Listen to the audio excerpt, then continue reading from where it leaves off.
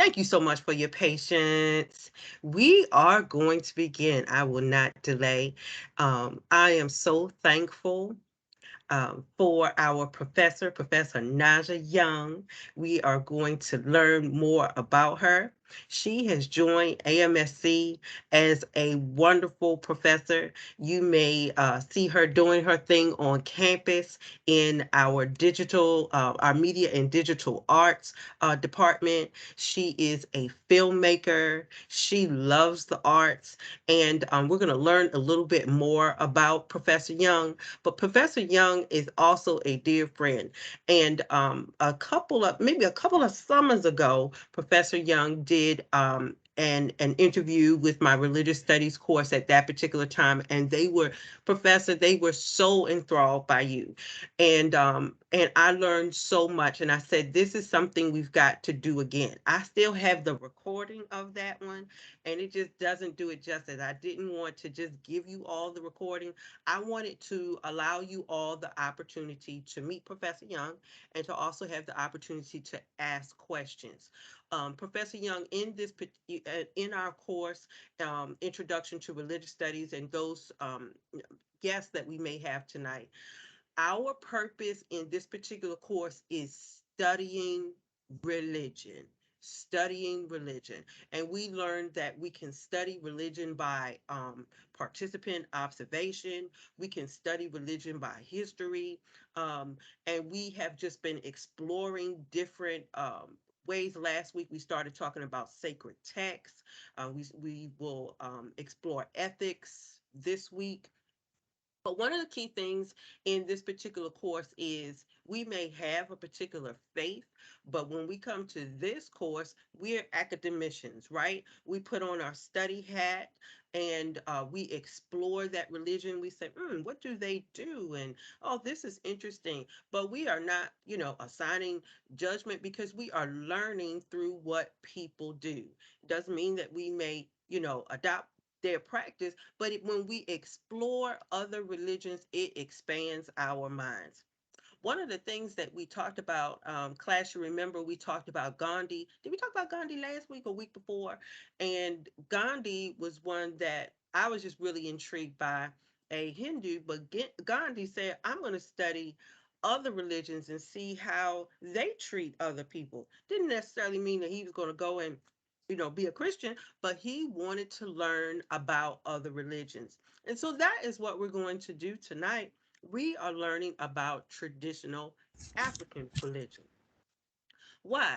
I thought that this particular area was important, especially for African Americans, because we just sometimes don't explore it. As Professor Young is going to educate us and share with us tonight on what it is and practice and her experience with it, many times in African American communities, traditional African religion can sometimes be shunned. Why? Because we don't know. And I want us to be informed. I want us to know, especially when it is about us. So let's pause. All right. Everybody, make sure housekeeping, make sure that your phone is on mute. All right. So we are going to pause and we're going to turn it over to Professor Young. Professor Young, thank you so much for being here tonight. Yeah, introduction. All right. All right. We have some folks that are joining. Thank you so much, Professor Young, for being with us tonight. I want you to just tell us a little bit about you and your journey to AMSC. Um, Thank you, Professor Berry, for inviting me to speak to your class again. It's always a joy. Um, I came to AMSC about, it feels like forever ago, but it's about 3 years ago. I believe in like almost 4 years. So I came to AMSC in 2018. I believe it was 2018. I'm trying to go back 22, 20, 22, 21, 21, 20. 1918. So I believe it was 18. In August 2018. Prior to that, I was teaching at American Intercontinental University in their film and recording arts program. Um, I am a filmmaker. I am now accepting the fact that I'm more of a full time professor than a full time filmmaker.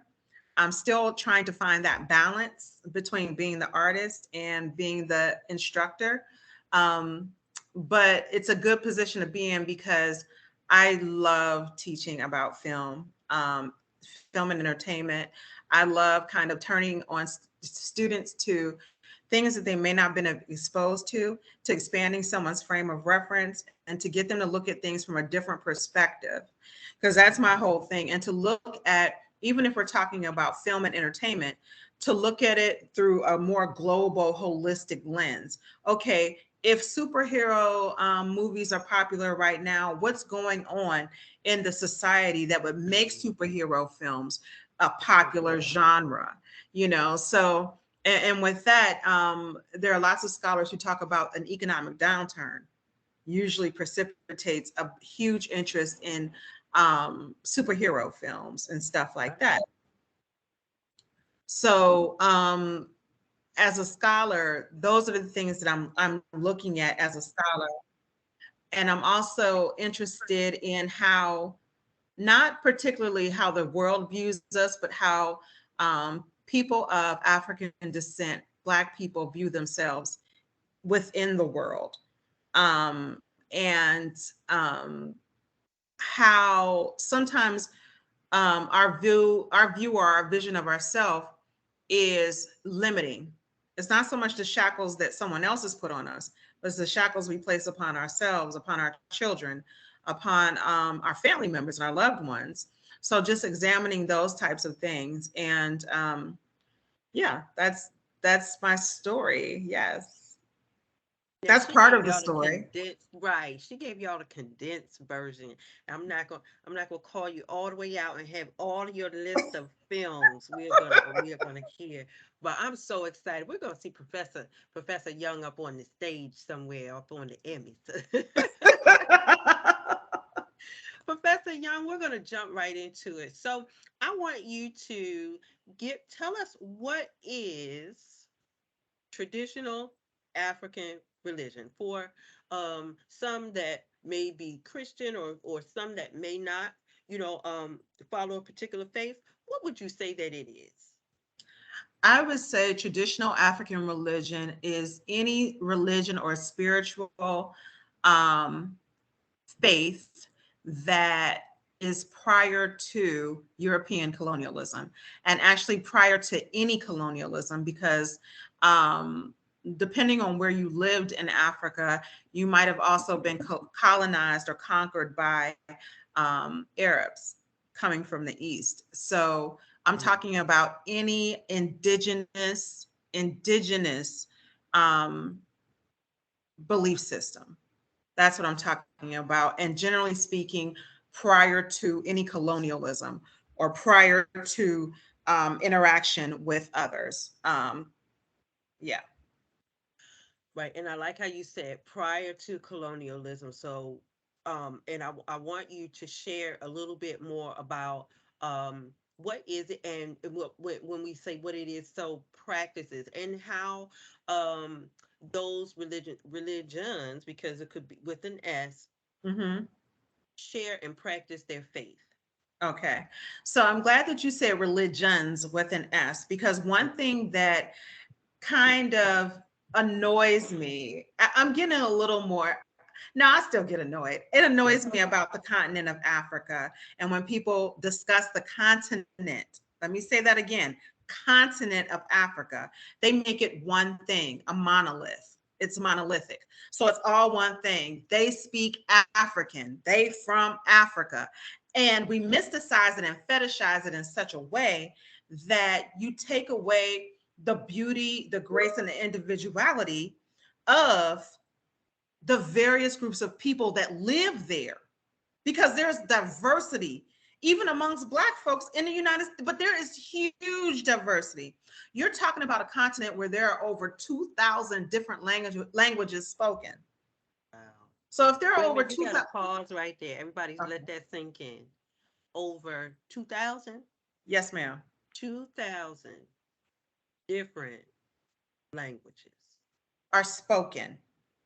The spoken. average African person from Africa that you meet in the United States speaks multiple languages. They speak their indigenous language.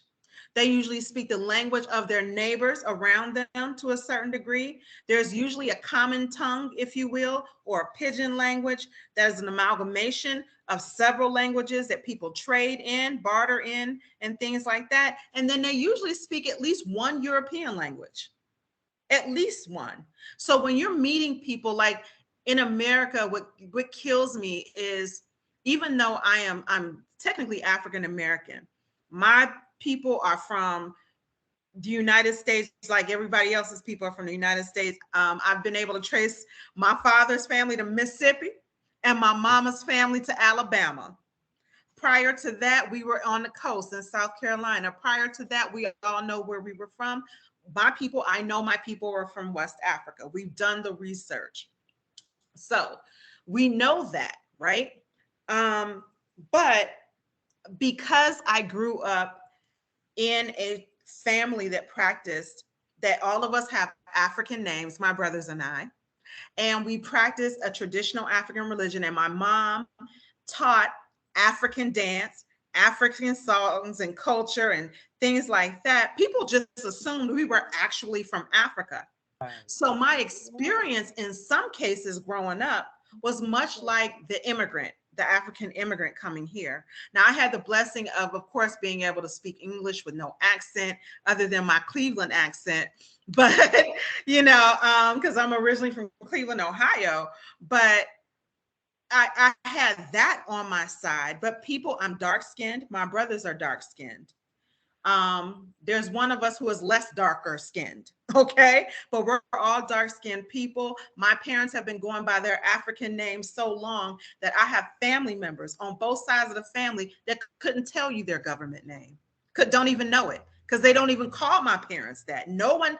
I'm about to be 50 and my parents have been going by those names for at least my 50 years on this earth. Wow. So my experience is that very similar to that of an immigrant child growing up here, where there was a lot of, ugh, y'all African?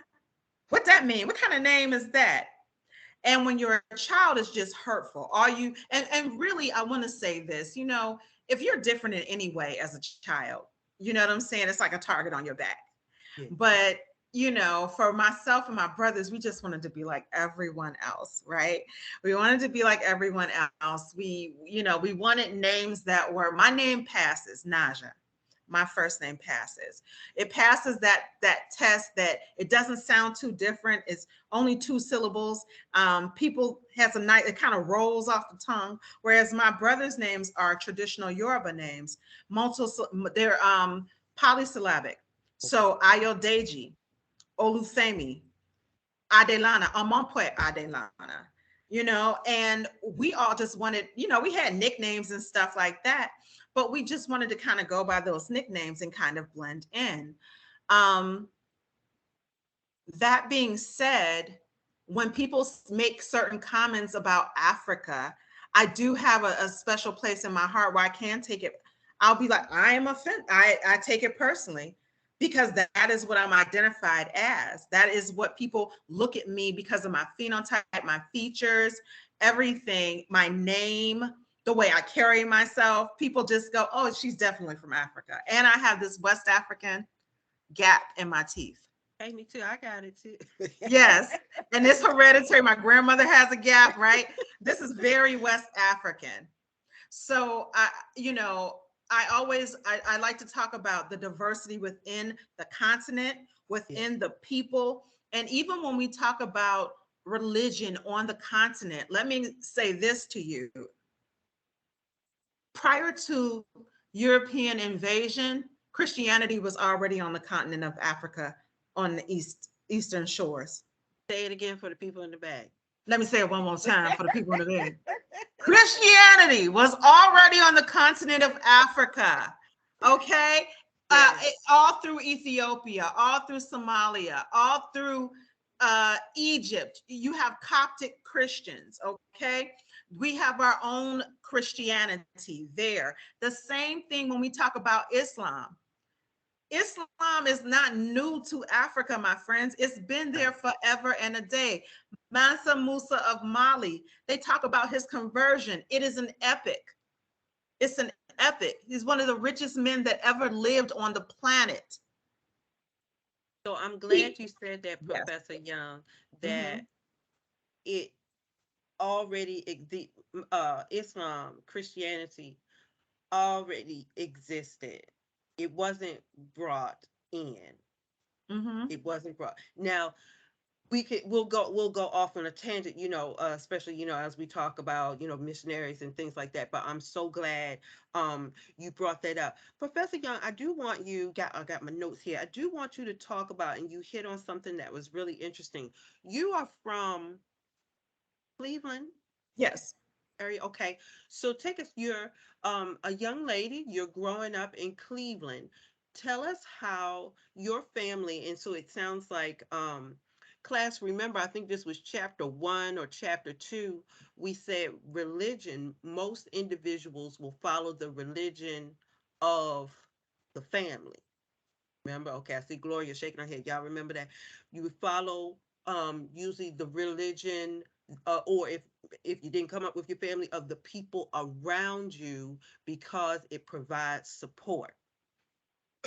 Professor Young, talk to us a little bit about um your family and being instituted into this religion. Okay. So I was raised in a West African based tradition, spiritual tradition, and you might hear it called Ifa, IFA, in the United States. Okay. If you are talking to practitioners who can trace their spiritual lineage through Cuba, you might hear it called Lukumi, Lucumi. If you are talking to people who are practicing a more traditional form of it, directly from Nigeria, directly from Old Oyo, from the Yoruba tradition, like directly from the Yoruba tradition, they might call it Isheshe, Isheshe. All of these things, those things that I mentioned, Ifa, Lukumi, and Isheshe, even when we're talking about candomblé in Brazil, Brazil. Candomble in Brazil, they all stem from Africa. Okay.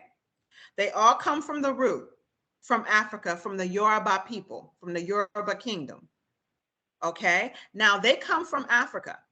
So, how did these religions get in Cuba and in Brazil, and then come to other parts of the Americas? Specifically, how did it get to my family in Cleveland, Ohio? There you go. Right. So here we go. Let's do this. My parents in the 1970s called themselves revolutionaries. Okay, so they were revoluting. That's my parents. My dad did 2 tours in Vietnam. My father taught himself to read so he could go to the service. He graduated high school in Cleveland, Ohio.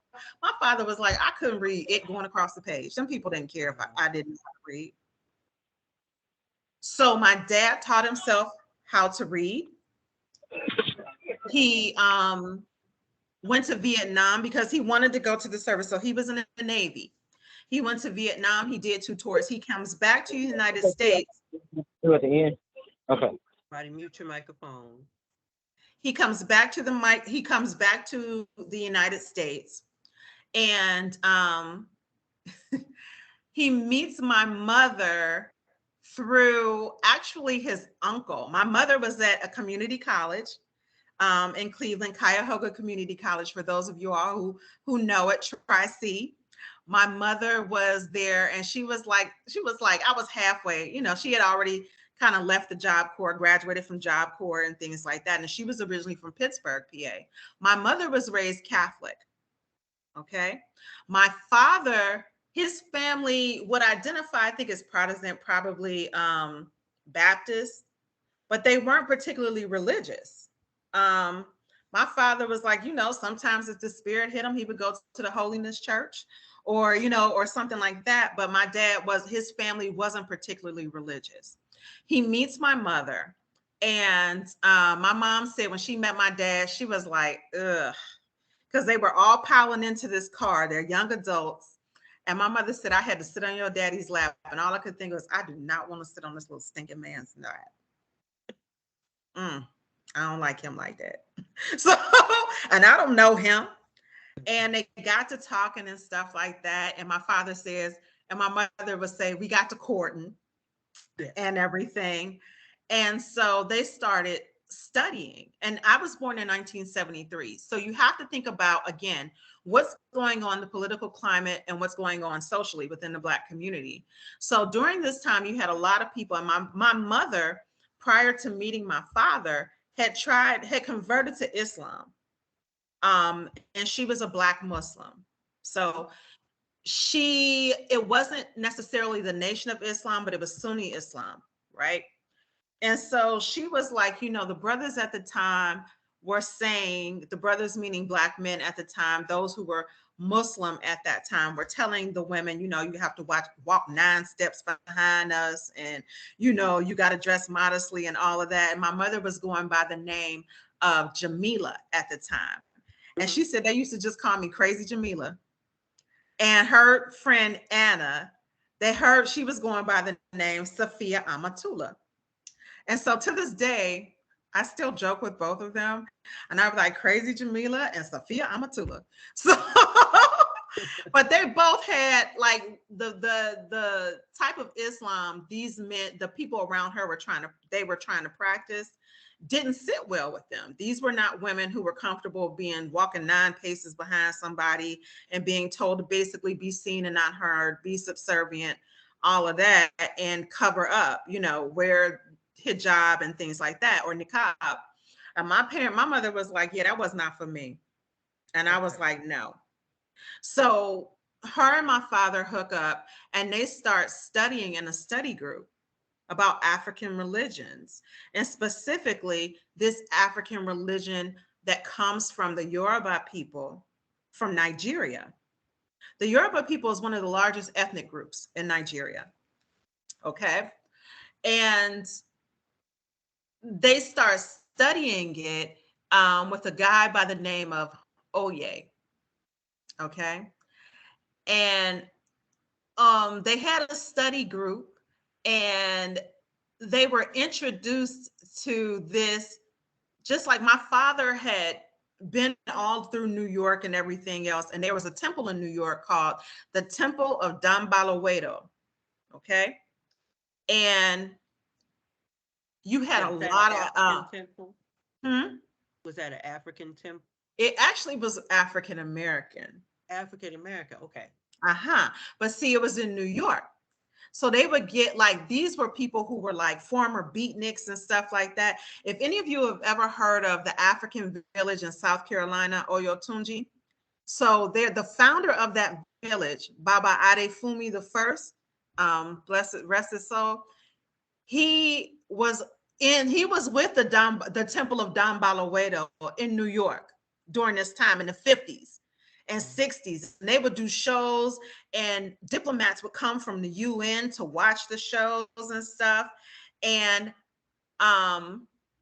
Baba Adefumi the First and a man by the name of Chris Oliano were the first African Americans initiated into the priesthood of this religion in the United States. And so this was like around 1959-ish. And to go further, and I'm going to make the connection of how it gets to my parents. So the reason why I say the first African Americans initiated into this is because Afro-Cubans, Black Cubans, what had all this cultural retention. So during the transatlantic slave trade, when the Yorubas were brought here, as well as other ethnic groups, they maintained, here's the thing, we outnumbered the Europeans that enslaved us. That's true. So there was only so much assimilation they could really do to us. And after a while, it was like, I mean, this is an oversimplification, a gross one at that. But it's like they're doing their thing. Okay. They're doing what we need them to do on these sugar canes, but at night, they meet in private, Practice. they Yes. speak their own languages, they name their children Yoruba names, and they still work to appease their deities, their gods. They're practicing their traditional belief system. They did this in Cuba. They did it in Trinidad. They did it in Puerto Rico. They did it in Jamaica. They did it in Brazil. Now, wherever you had the larger ethnic group, African ethnic group there was more cultural retention from that specific ethnic group. So if you think about it, in Cuba, you had to have a fair amount of Yorubas being brought there to keep their deities and belief systems intact. So The same thing with Brazil. There are more people of African descent in Brazil than there are in the United States. The difference is that they have over 100 different racial classifications where we don't. wow. Here in the United States, one drop you black, period. They don't care how light, how third, what, you black, right? In Brazil, not the case. So they have, oh, this one's a mulatto, this is a this is a that, this is a, all these things to not be quote unquote negro or negro, black, okay? So in places like Cuba and Brazil, you had the Yorubas were more dominant.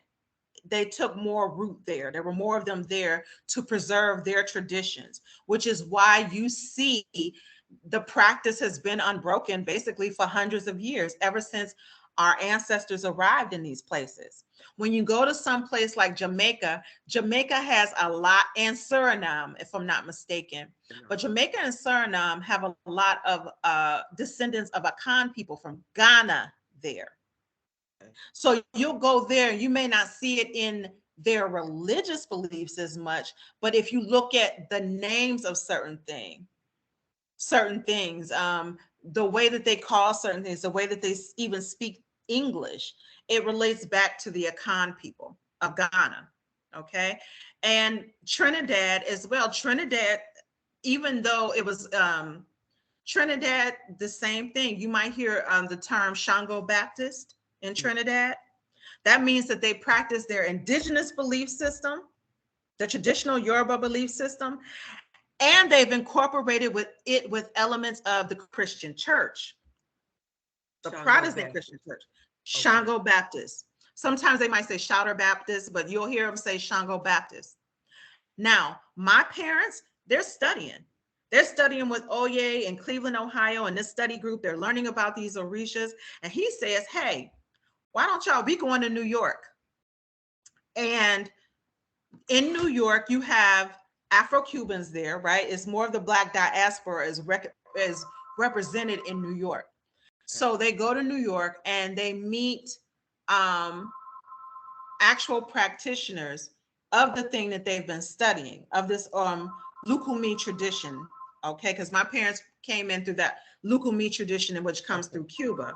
Those people who immigrated to the United States, who were from Cuba, they brought the religion with them to New York, to Cuba, to New York, to Miami, and all points wherever they settled.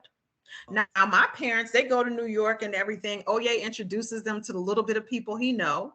My father starts talking to people. He gets to meeting more. My parents start meeting more people, and they fell in love with the tradition.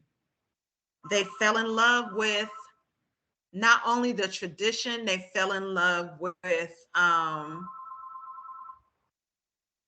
the tradition. They fell in love with the lifestyle. They fell in love with the culture and the people.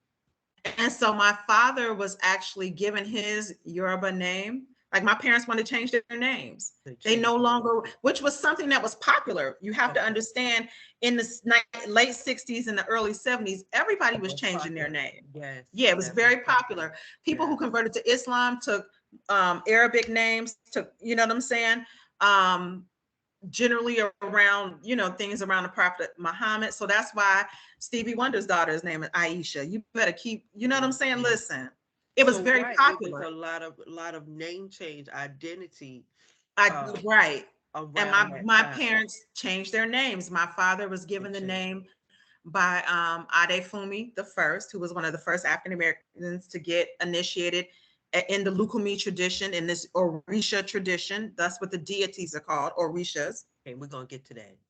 And my dad was given the name Ibi Yinka, which is a Yoruba name. Now, when Adefumi the first was giving people, he was initiated as a priest and he was giving African Americans Yoruba names. A lot of Afro Cubans were upset with him because they were like, why are you giving these people Yoruba names?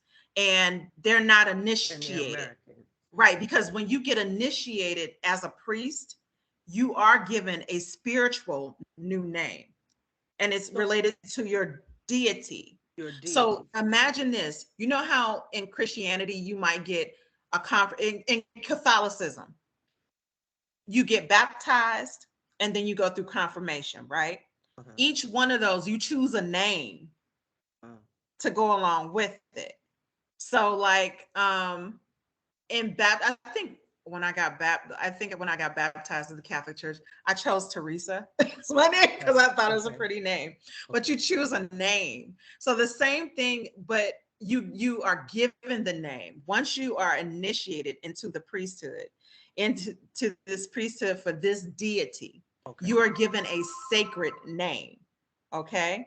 So, Professor Young, I didn't mean to cut you. I want you to share about the I just want y'all deity. to know ain't nobody calling me of Oh, worth on that phone you because know, anybody who knows me calls me on my cell phone. you So know I'm who it sorry about is. that. It is the day before the election. It's Yes, probably ma'am. those spam calls. I've been getting them Hmm. all on the phone. Um, but you bring us to a really good point, and I was looking at the time so we can get some questions. I'm so I sorry. want you, no, you're fine.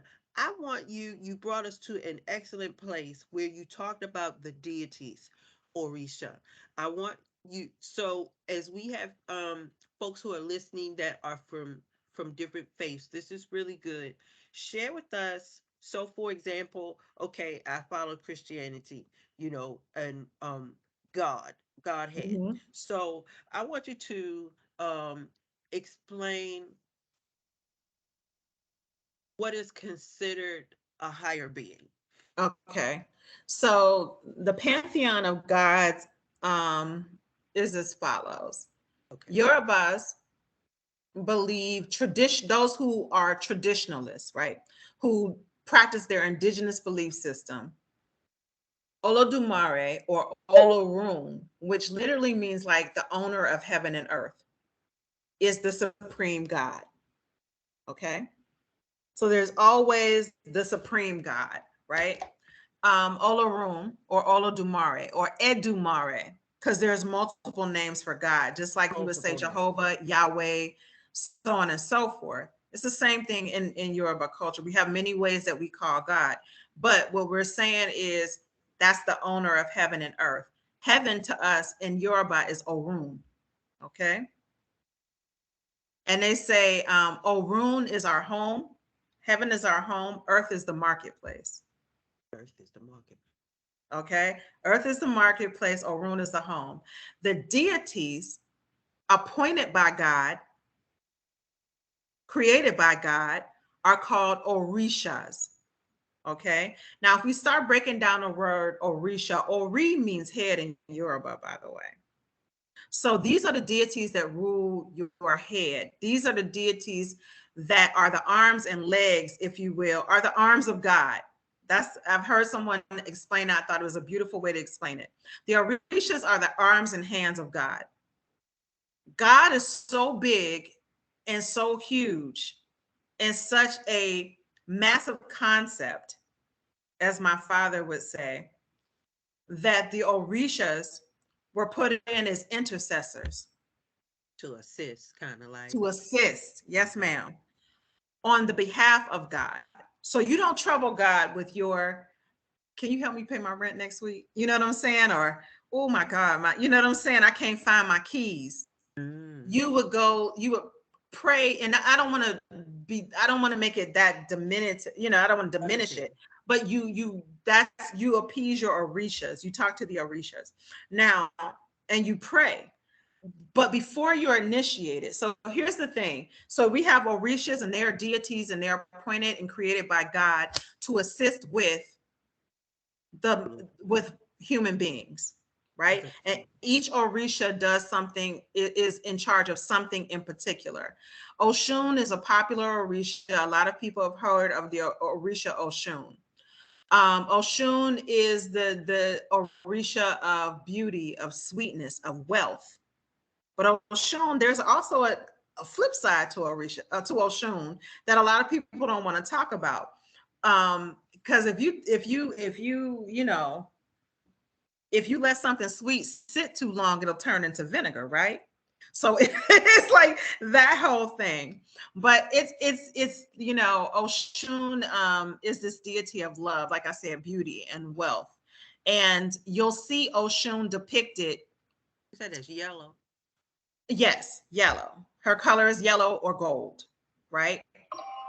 And it's important to say that a lot of people who are not even in this traditional African religion, I'm just trying to turn this off. A That's lot of okay. people who are not even in this religion will often say something, oh, it represents Oshun. She looks like Oshun, like she would be in Oshun. And I'm like, it's so obvious you really don't know what you're talking about. And usually when we talk about Oshun and beauty, because of this of white hegemony and so-called supremacy, Oshun is often depicted as a light-skinned Black woman with long flowing hair. She looks like she's biracial. Wow. Now in old Oyo, or we taking it back to Nigeria, that's not what Oshun the deity would look like at No. all. Not at all. But when you start coming over here, I mean, some of the stuff, the myths, the legends, the BS that people do, it's just like any other religion and faith where you'll be like, oh, that's what they just Yeah. then started this new kind of thing. New But like, thing. and I just want to say there are literally hundreds of orishas. There are some lesser known ones. Like they'll say there are lesser known orishas or deities, and there are ones that are more popular. In the I would say in the West, post transatlantic slave trade, there are ones that are going to come up often. Um, and but even though I am a devotee of the orishas, I was raised, like it's like being raised in the church, if you will. Yeah. I am not an ordained minister. We have an ordination for our priests. My parents are priests. My There we two go. brothers are priests. And they It went is through not that something, process. it's a process. You don't just read a book and make yourself a priest. You know, there is a process, there is ceremony, there is ritual, there is sacredness to that process. And so that's why I make the distinction and say you must be initiated. So if I am a devotee of the Orishas, I believe this is my system, my spiritual belief system. And I want help with love, Yeah. right? Like any single woman out here, you want to find love, and you want to go and see what can I give, or this, how can I appease this deity so that they will help me in my pursuit of love. I would go to someone and maybe they would do a reading, a divination, and they might say, Oshun says she wants you to do that. I go to a priest for that divination. I Yeah. don't go to Oshun on my own, Gotcha. You would go to a because priest. I haven't been initiated to Oshun, so I could never speak for Oshun. So Do you you're understand? initiated to a particular Orisha. Yes. So Oh, you're a priest of a particular Orisha. You oh. Yes, you are initiated to a particular Orisha, not and the thing is the thing that I like to say about this traditional African belief system, because there are literally hundreds, thousands, and each one is different. Each there might be similarities, but there are differences. Just like those differences between a Protestant and a Catholic, a Lutheran and a Catholic, a Lutheran and a Presbyterian, there are differences. Okay? I want you to understand that in this tradition, and in most that I know of from West Africa, you don't just overnight become a priest. There's Uh-huh. training involved in that. Training. It's prescriptive, it's individual for you, Kristen Berry. It's Okay. individual for me, Naja Young. So my reading is not going to look like your reading. My divination will not look like your divination. What I have to do to appease the Orishas to help me have a wonderful life is not going to look like yours because we're two different people.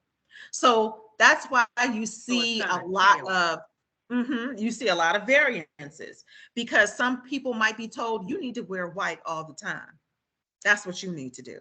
I had a professor, and that yeah, and and I always would wonder. She wore white all the time, and she shared. She was Hmm. going through that process. Well, Professor, we are at about 7:50. I want to pause right here because we do have now students and guests. I do want you to put your questions in the chat, and we do have a question from Miss Jasmine. It's a guest, and she says, "Are the Orishas similar to angels?" Um,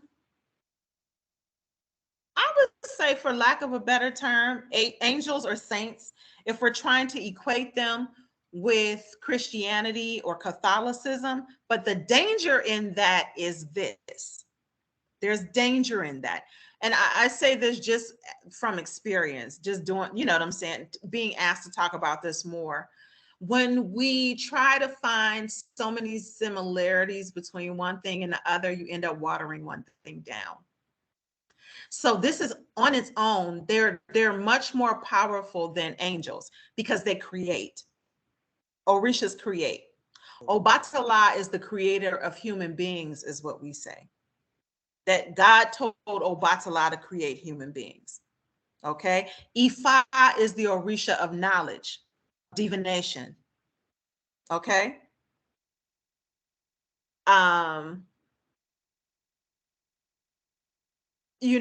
each one has their own thing. So angels don't create. Angels, saints aren't creators either. So that's why I want to make that distinction, why we have to be kind of cautious when we try to find similarities and things like that. And especially when we talk about traditional African religions, because here's what happens is we'll say, well, Orthodox Jews, they slaughter chickens for I want to say Yom Kippur to take away their sins and da da da da da. And so that, and I'm like, yeah, but I don't want to have to justify what I believe based on someone else's belief system. And it may not be I don't want to say may not, it's not like totally equal. It's not totally Similarities, equal. but yeah, Right. It's not very totally good. equal. And we should be allowed to let things just kind of stand on their own and not Correct. always strive to find these, oh, it's just like this, but it's not. But it's It's not. it's a gross oversimplification uh, um that leaves a whole lot of things out. But I know where she's coming from. Thanks, Yeah. Professor. And Mhm. thank you, Jasmine. I guess thank you so much. Yes, they All are right. divine beings. So, mhm. All right. Gloria's question is, what is your sacred text? Hey, Gloria, working from Okay. last week's So, chapter. so here's the thing. Okay, y'all, I'm tired. I'm just let y'all know. I want to make sure I'm getting it right in my head before I Okay. start saying something. So, we have our sacred text is Odu, Odu, Ifa, Ifa, and there are 256 Odus. Okay, this is sacred wisdom and knowledge. And if you try to sit down and just read the book from front to back, it will not make sense to you. but its code is used for divination. Okay.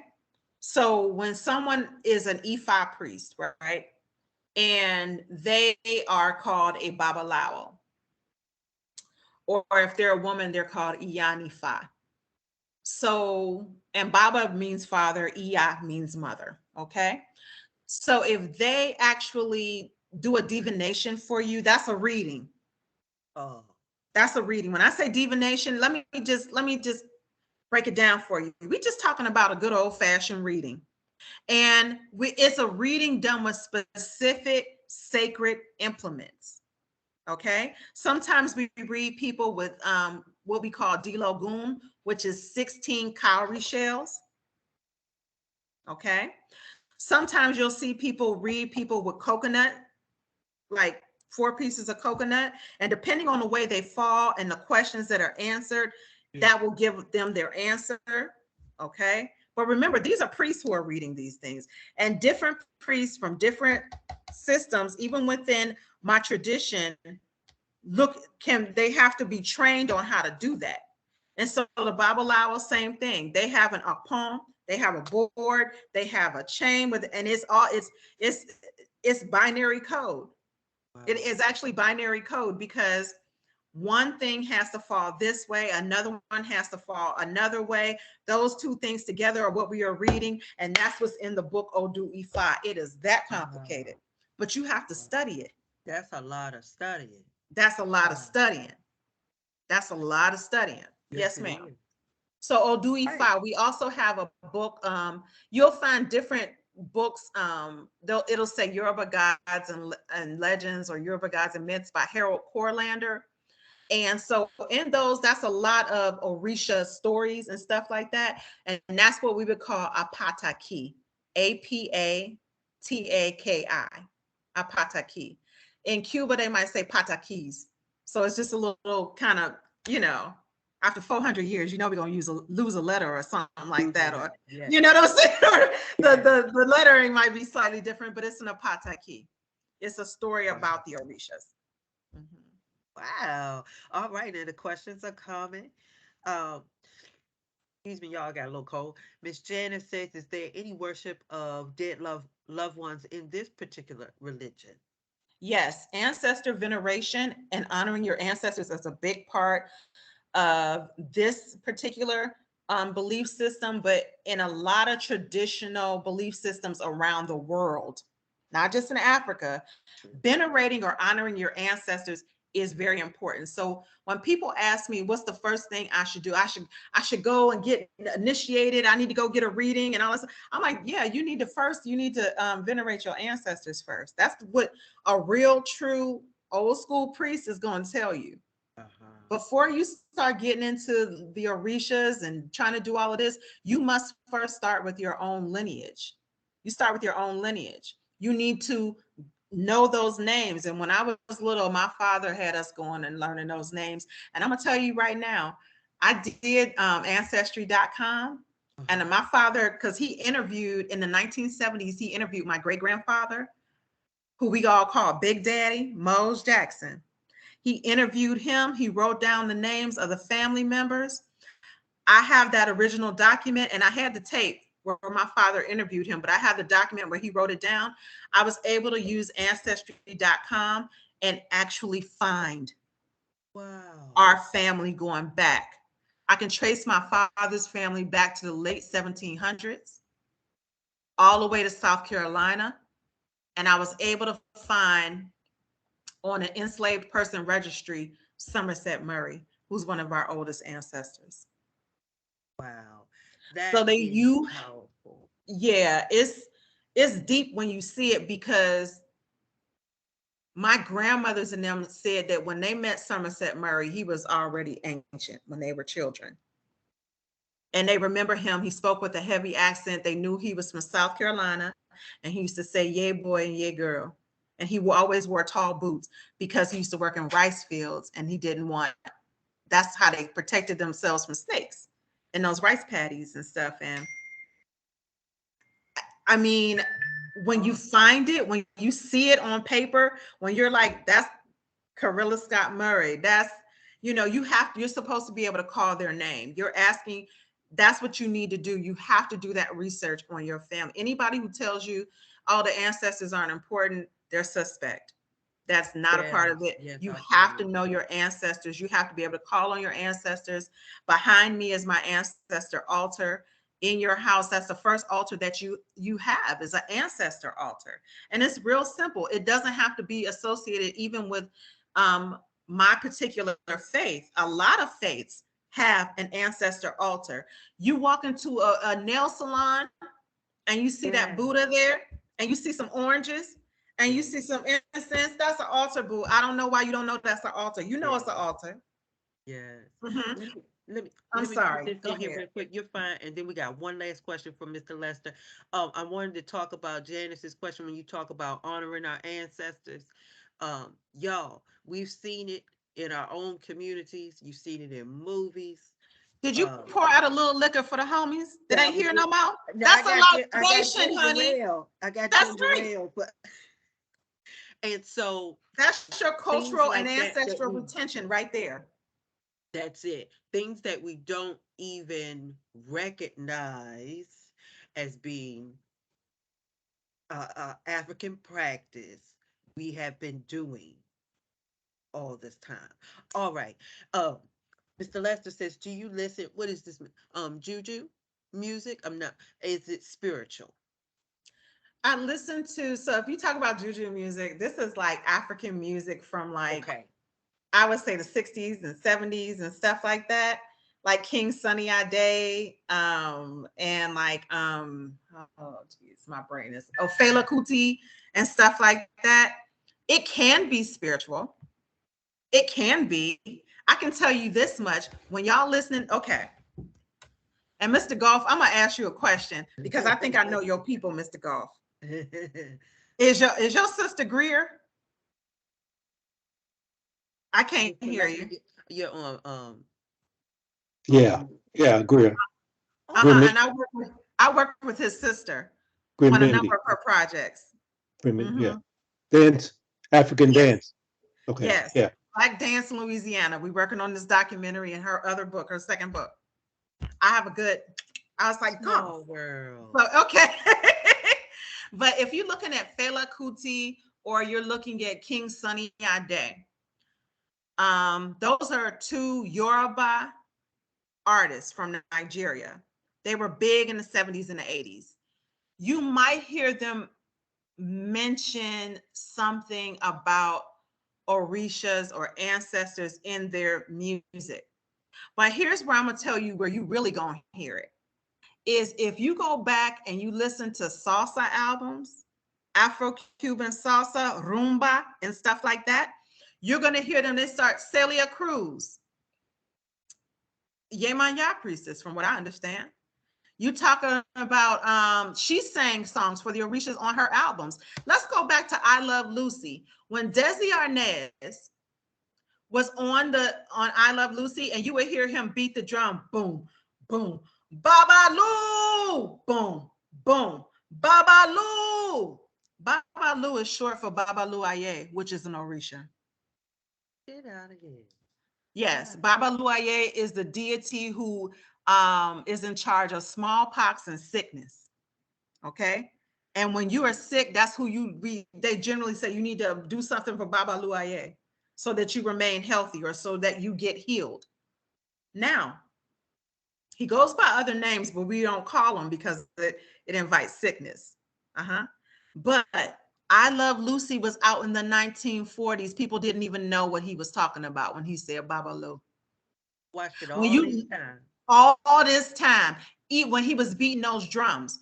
As a matter of fact, Desi Arnaz's band had he's Cuban, so he had a lot of Afro Cubans, Black Cubans that look like us, but on TV they couldn't be on TV in the 1940s, not with him. But he still called those Orishas. And if you hear a lot of salsa music and stuff like that, you hear them talk about Orishas all the time. You just don't know what they're saying. A little bit Shango, a little bit so and so. Shango is a deity. That's the Shango. That's the So, king. and it's in the music. It's in the music. You have to decode it, and you don't know. Last story. Miami Sound Machine came out in the 1980s, and they had that song, "The Rhythm Is Gonna Get You." Remember? Right. Tonight. Dun dun dun dun dun. And the breakdown was oh eh, oh eh, Oh, oh eh, oh eh, oh eh, oh why. Girl, they was singing to the Orishas. That is coming from an Orisha song. That's coming from that whole breakdown, that whole beat literally comes from an Orisha song. And if you talk to a lot of elders and a lot of people in New York and Miami and stuff like that, they'll tell you stories about all kind of celebrities who are initiated, who people don't know. Some things are open secrets that we do know. okay. Even African Americans who are initiated, but they just don't talk about it like that. One of them that I could definitely say that he is initiated as an Ifa priest. He's a Babalao, is Forrest Whitaker. Oh, You never Forrest hear him Whitaker. talk about it though. Wow. Uh-huh. A lot of people. I can name other really popular names, but my thing is, and like me and my elders in my community say, hey, if you're not claiming it out loud, I Yeah. don't I don't get off by outing people and everything. People have a Sure. reason, but for reason, people have a reason for doing what they do. And it makes me feel great to see people talking about traditional African spiritualities and finding one that works for them, because there, like I said, there's so much diversity out there. It is. But and your spiritual food is for you, it's not for other people. You know what I'm saying? You can't expect people to believe as you believe necessarily and things like that. But my hope and my prayer is that, and I'm starting to see it, is that Black folks are no longer afraid of That's it. their indigenous belief systems. It can coexist and coalesce with who you are.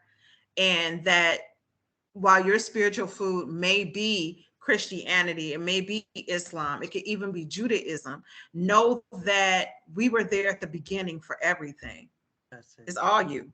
We were there at the beginning, period. Well, Professor Young, this was just a heavy meal. Wonderful.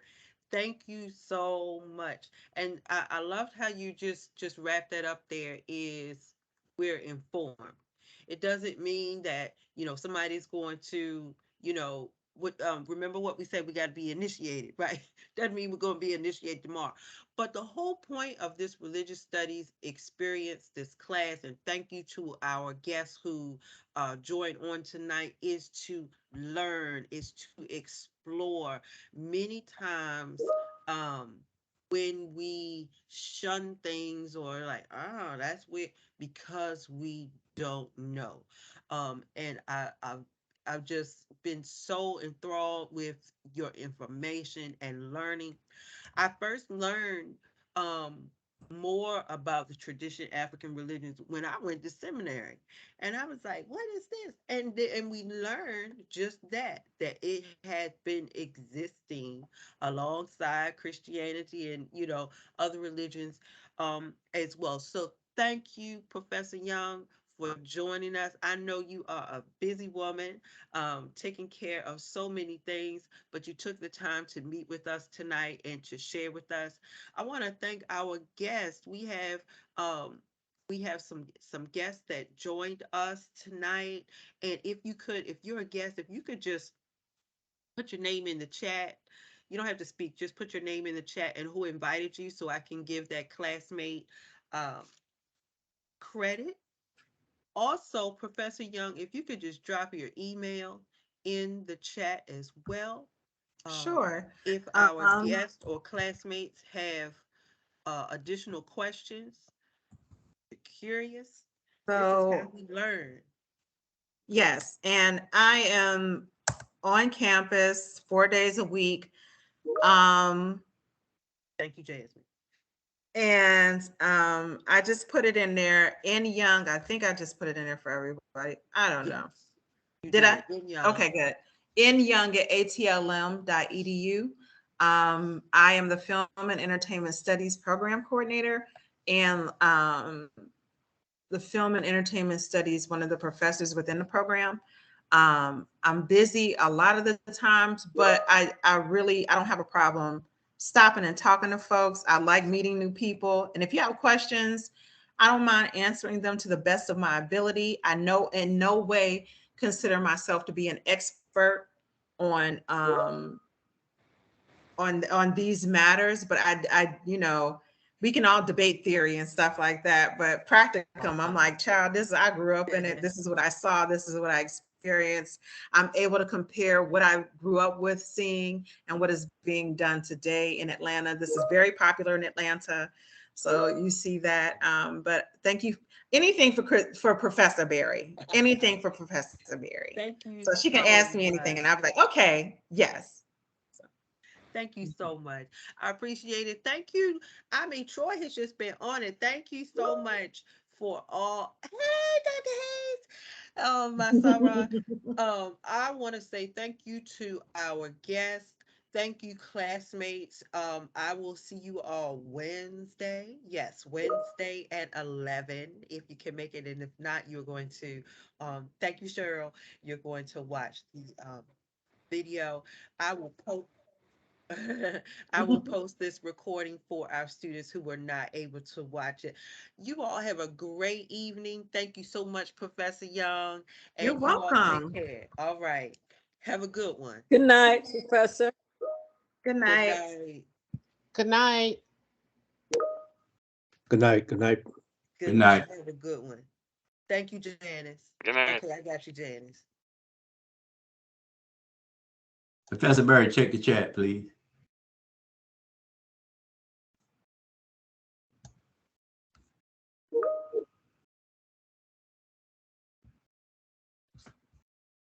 Okay.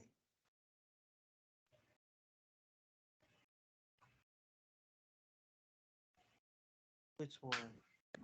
Somebody called me. Go up to 811.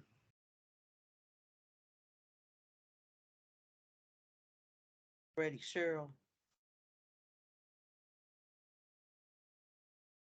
Cheryl. Thomas, Freddie. It's this is ready. Okay. Hey, okay. I saw that Dr. Hayes is my sorrow. Oh yeah, okay, yeah, okay. I just want to make sure you got it there, man. I did. Okay, Oh, well, you give her a big hug for me. Thank you. okay. All right, you have a blessed night. See you Wednesday. All right. Everybody take care. Y'all have a great evening. Thank you so much.